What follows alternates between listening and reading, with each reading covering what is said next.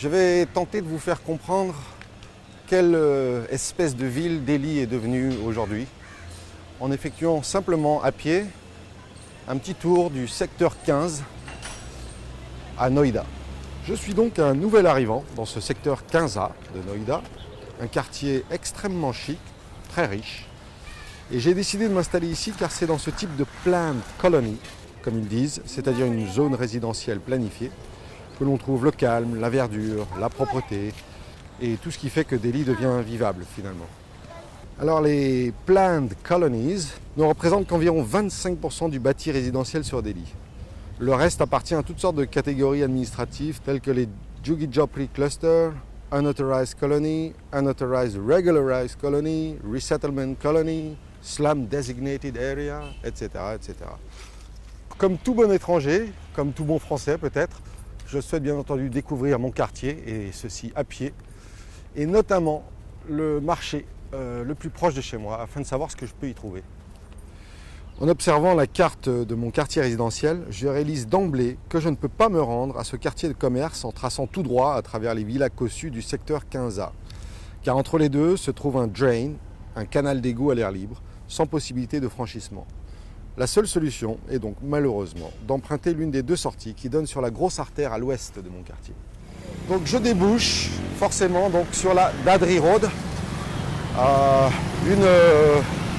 quelque chose d'extrêmement commun sur Delhi. Quand on est à Delhi, on a l'impression très souvent de se retrouver sur une autoroute, une voie rapide ou une voie de contournement, une ring road. En fait, on est en plein cœur de la ville. Et ça, donc, c'est partout. Le trafic est en général assez abominable, anarchique, sauvage, chacun pour soi. C'est une lutte permanente. Donc c'est évidemment des aspects qui rend la ville assez dure à vivre. Et on se demande quand est-ce que les politiques dignes du XXIe siècle, c'est-à-dire une promotion de ceux qui marchent et de ceux qui pédalent, sera mise en œuvre. Voilà, c'est donc la ville de la reine automobile. Alors là, on arrive sur une des choses assez caractéristiques de Delhi, ce qu'on appelle ici un flyover. Un flyover, donc une voie express, une voie rapide. Et puis, il faut reconnaître ce qui est, ce flyover est très joli. Enfin, il est propre, il y a des plantes en dessous. En général, on y voit plutôt les plus pauvres de la ville installer des camps. Et ils ont comme ça un toit, eux aussi. Donc, cette chose dont je vous parlais tout à l'heure, ce fameux drain, le voilà. Si on ne fait pas attention aux détails, évidemment, on peut penser à une jolie petite rivière. Ce n'est évidemment pas du tout le cas. Donc un drain évacue les eaux usées, les effluents industriels et toutes sortes de saloperies. Et tous ces drains parsèment la ville de Delhi. Il n'y a pas d'égout souterrain, il me semble. Il n'y a que des drains comme ça. Et tout ça va se déverser, bien évidemment, dans cette pauvre Yamuna. Alors en marchant comme ça, évidemment, dans Delhi, on tombe encore sur quantité de détails, comme celui-ci. Ce sont des bousses de vache séchées qui servent de combustible, en fait, pour les plus pauvres. Tous les gens dans les bidonvilles ou les habitations les plus modestes utilisent encore cette méthode rurale. Delhi est un étrange mélange de villes qui se modernisent, mais avec encore une forte présence d'aspects comme ça, ruraux. Donc afin d'éviter de marcher trop longtemps le long de cet axe routier, je recoupe à travers une autre partie du secteur 15A, mais qui n'est pas du tout le même standing. C'est plus classe moyenne, standard. Donc petite maison isolée, quartier pareillement plus ou moins sécurisé, en tout cas fermé la nuit avec des barrières, de la verdure, et c'est plutôt calme. J'arrive à l'autre bout, à l'est, et vous voyez, ça c'est pas un flyover pour les véhicules, c'est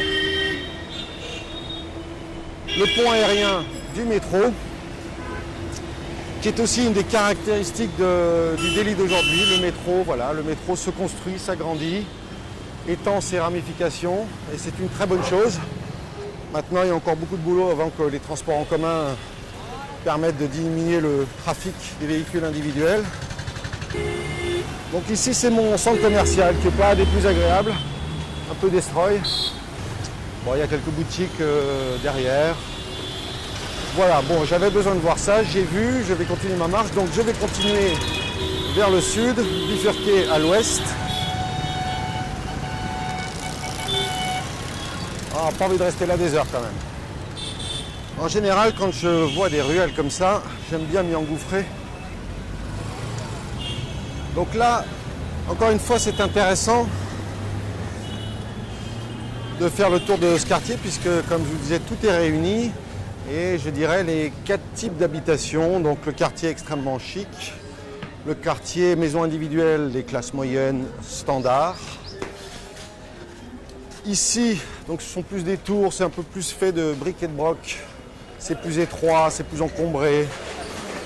Ça pourrait être une partie de ces fameuses unauthorized colonies, c'est-à-dire que Delhi est rempli d'autoconstruction. En fait, Delhi est une ville qui est construite plus par les résidents que par des architectes.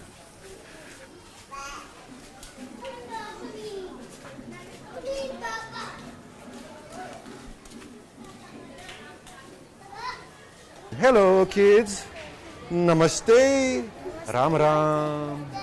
Oh, nice kids. Oh. Bye bye. Ces quartiers sont en général les plus sympathiques quand même. C'est dense. On y trouve à peu près tous les commerces. Ça vit dans la rue, comme ça. C'est agréable. Plutôt agréable. Des vaches, voilà, on est presque à la campagne. Vaches et buffles.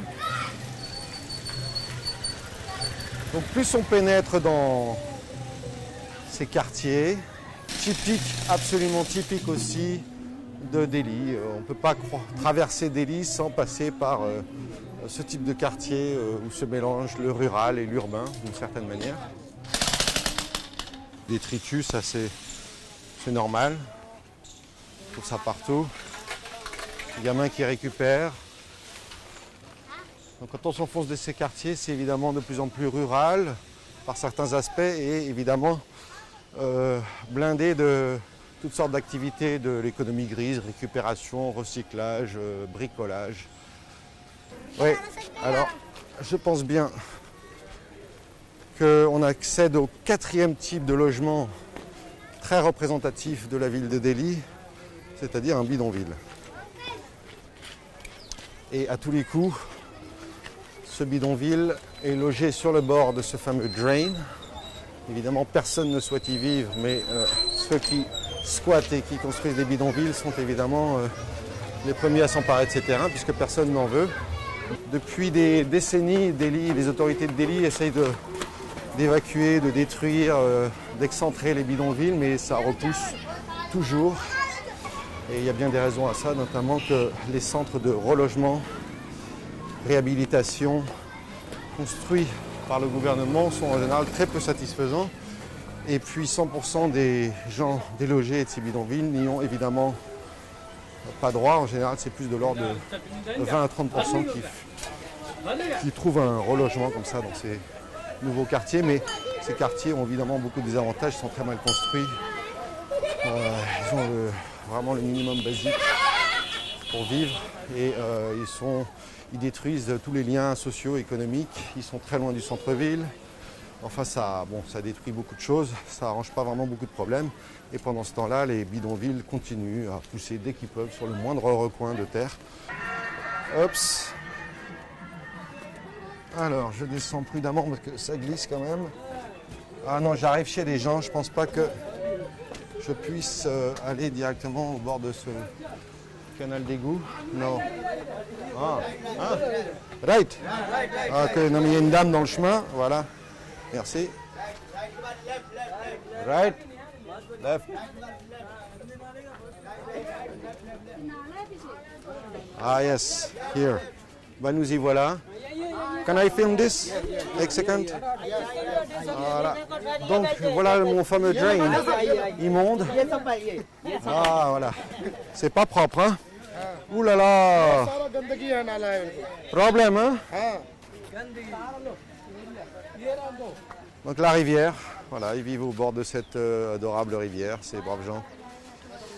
Et puis on voit de l'autre côté, là, ces tours qui se construisent Ça aussi, c'est un des aspects du Delhi d'aujourd'hui. Ça construit, ça construit, ça construit non-stop, absolument partout, de plus en plus haut.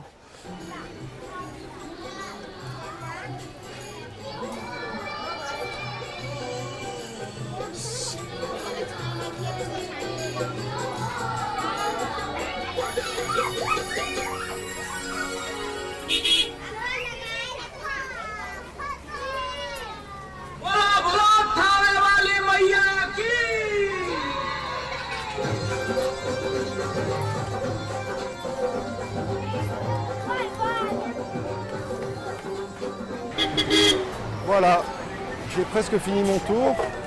J'arrive de l'autre côté. Et afin donc de retourner dans mon quartier privilégié, il me reste ce dernier bout de marche. Il me reste ce dernier bout de marche le long de cet axe routier. Pas des plus plaisants, mais pas le pire non plus. Et je vois que d'ici 20 mètres, il n'y a même plus de trottoir. Je ne suis pas à ma place, mais je ne sais pas pourquoi aujourd'hui le trafic n'est pas si important. Et là, encore une fois, voilà, ces aspects ruraux et urbains qui se mélangent. Deux petits gars là qui, avec leurs chèvres, en train de leur fournir une belle branche, bien verte. Ah, elles sont contentes, elles galopent. La campagne à la ville. Voilà, ça fait plaisir de voir que je ne suis pas le seul piéton, sans moins seul. Je redébouche à présent sur la Dadri Road, qui borde mon quartier, secteur 15 à l'ouest.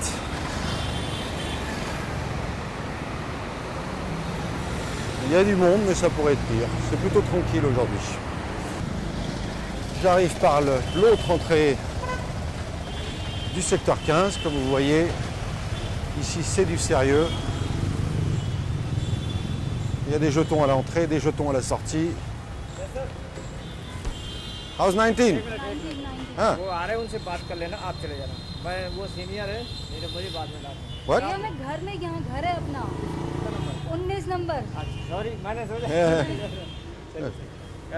Donc, conclusion de cette petite marche, eh bien, je ferai comme mes voisins, comme tous les Indiens. La prochaine fois, je prendrai mon véhicule pour aller au marché de l'autre côté. Parce qu'en général, on revient, ça n'a pas duré très longtemps, mais je me sens sale, un peu fatigué, ça n'a rien de plaisant. Donc voilà, la prochaine fois, je prendrai ma moto ou ma voiture avec chauffeur. Et même mieux, je resterai assis dans la voiture pendant que mon chauffeur ira faire les courses, remplira le coffre, je vérifierai que tout se passe bien, je lui donnerai l'argent. On rentrera à la maison, il me montrera mes sacs chez moi puisque j'habite au 3e étage. Et voilà, je serai totalement intégré dans cette vie des enclaves chics de Delhi.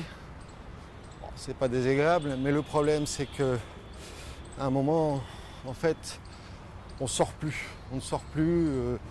Et puis on finit par se demander pourquoi vivre dans cette ville, puisqu'on n'en profite absolument pas. Et dès qu'on sort, c'est pour y rencontrer une lutte des inconvénients, des désagréments, de la fatigue, de l'énervement, du stress. Ah, home sweet home.